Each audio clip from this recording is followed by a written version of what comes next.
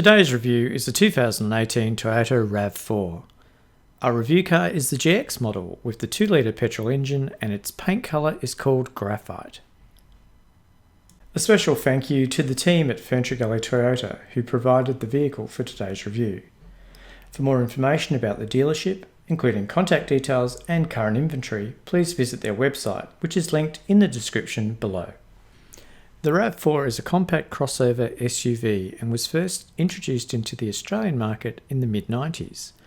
The name RAV4 is an acronym for Recreational Activity Vehicle 4-Wheel Drive, which is a little ironic given our review RAV4 is the 2-wheel drive variant. This is the 4th generation of the RAV4 and was released into the Australian market in 2013.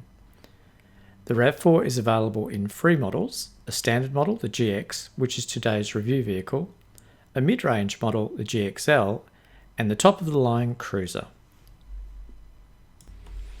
The RAV4's styling is conservative and is very much a traditional SUV in appearance. Bi-beam LED headlamps are standard on all RAV4s and are complemented by integrated LED daytime running lamps to ensure maximum visibility to other motorists. The GX model sports 17 by 6.5 inch steel wheels all round. These rims are fitted with 225mm by 65 profile tyres. The spare wheel is a steel space saver. The brakes are 296mm ventilated discs on the front with 281mm solid discs on the rear. The RAV4 range has 3 engines available in Australia. Our GX is equipped with the 2-litre petrol engine. There is also an optional 2.5-litre petrol engine and a 2.2-litre diesel engine. The 2-litre petrol engine produces 107 kilowatts at 6200 RPM and 187 Newton-meters of torque at 3600 RPM. With an approximate curb weight of 1500 kilograms, the power-to-weight ratio of our GX is 71 kilowatts per tonne. In terms of fuel consumption, the 2-litre provides a claimed combined figure of 7 litres per 100 kilometres. The RAV GX 2-litre has a 60-litre fuel tank and runs on 91 octane unleaded. Let's have a listen to how the engine sounds.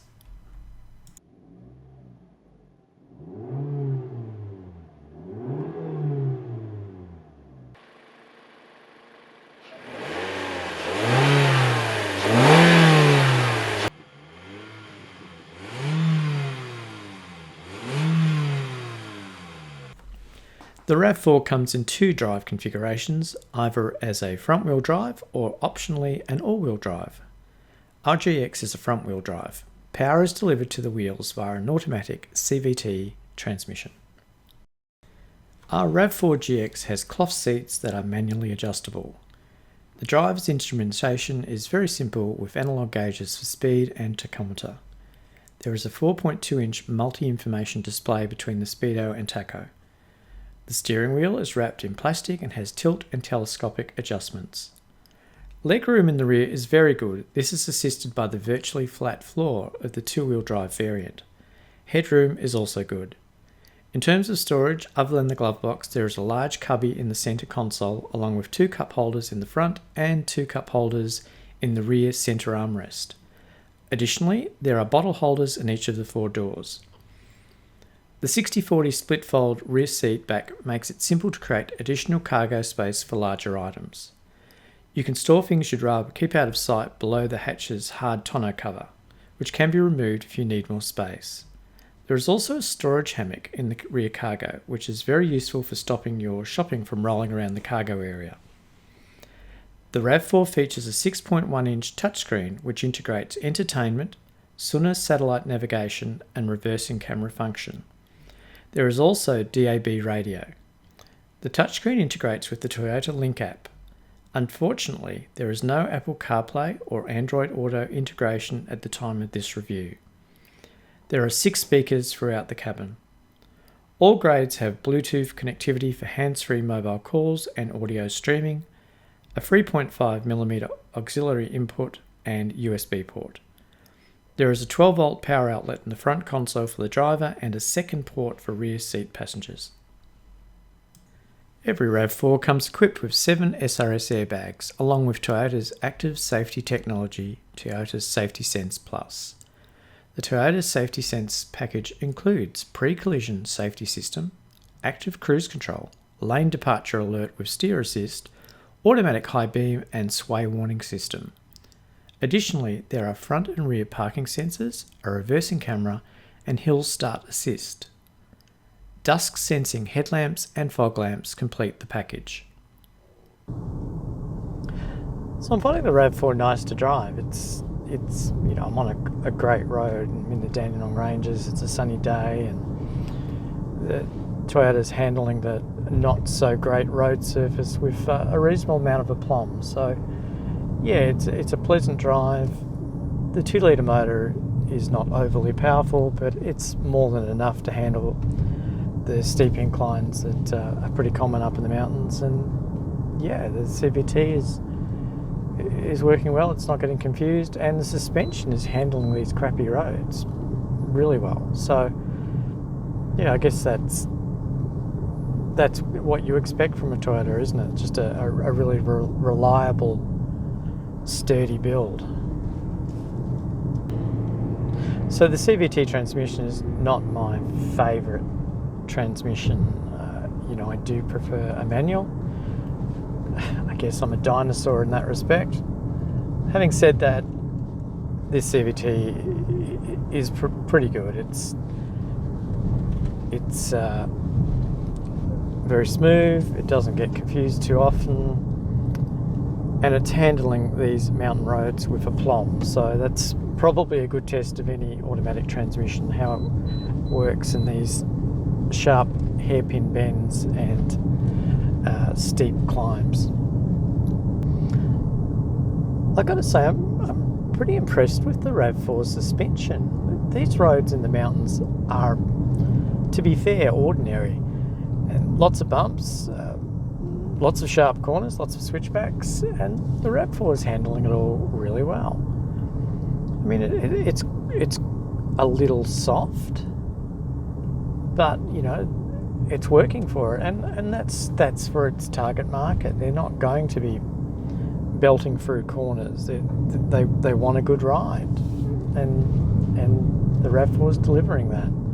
The ride's great. It's handling these bendy roads really well, and yeah, it's working as intended.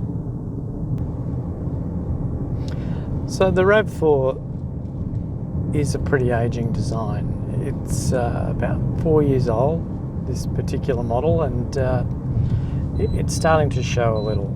Its interior, whilst very, very simple, is bordering on austere. It looks, it doesn't compare well with some of its competition. The actual fit out of the vehicles is fine. We've got active safety. We've got all the things that we need. It's just maybe starting to look a little dated. So who would be the ideal buyer for the RAV4 GX? I think it would be anyone that's in that medium SUV market. Particularly well suited for families. It's a 5-seater. It's got tons of legroom in the back. It's got a reasonable amount of storage in the rear, and it's well equipped with the active safety. So yeah, it's probably the ideal family SUV. I think the active cruise control is a nice inclusion from Toyota. I mean, obviously where I'm driving right now is not the sort of environment where we're going to be using active cruise, but out on the highway, yeah, it's a great inclusion and makes a lot of sense to make driving that little bit easier on the open road, particularly in the environment now where we have speed cameras and point-to-point cameras and such. Anything that can maintain your speed and keep you from getting those fines is a good inclusion in my book.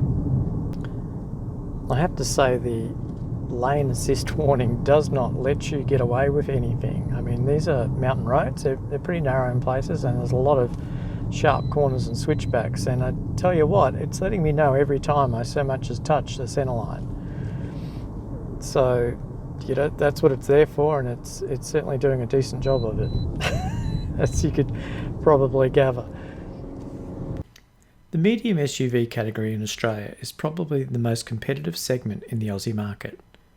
The Hyundai Tucson, the Mitsubishi Outlander and the Mazda CX-5 are the free leaders in the segment, and the RAV4 has some work to do to catch up with the sales of these three. Well, that concludes my review of the 2018 Toyota RAV4 GX. As always, if you enjoyed this video, please leave a like and make sure to subscribe if you haven't already done so. Let me know what you think about this review in the comments below. Thanks for watching, and see you all in my next video.